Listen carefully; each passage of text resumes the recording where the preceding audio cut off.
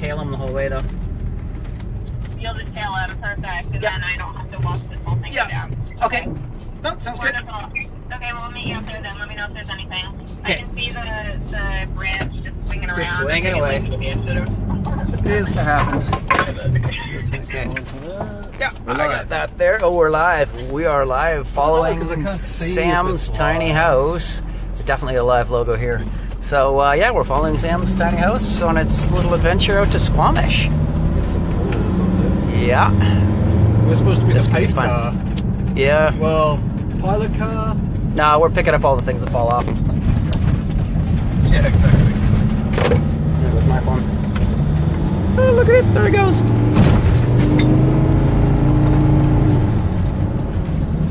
See how many looks we get going down the highway with a tiny little house. See how this thing fares. You can see the lights swinging around inside. That only one of his rear hazards is working, but I think that's his indicator. oh yeah, totally is. My bad. Oh, look at that. Just beautiful corner. Yeah, light fixture swinging around inside, and she's low, but she's going. And our How buddy wide is this Zach. tiny house, Rob? This tiny house is, I believe, 10.5, right? 10.5 feet wide. Yep.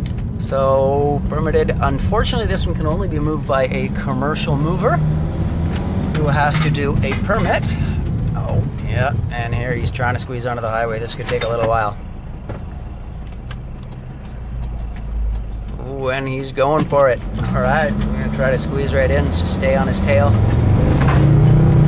We should put some like pilot car thing on it. But very surprised the moving company didn't specify a wide load sign, but they have a permit and they are professionals. So check this out.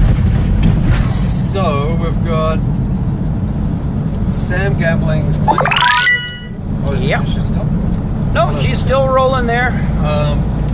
We got 3 people watching this right now. And we're driving along the upper levels highway. Look at that. We've got a 10-foot wide tiny house by 24 feet wide. She's a beauty. I believe this one was designed by Tiny Tech.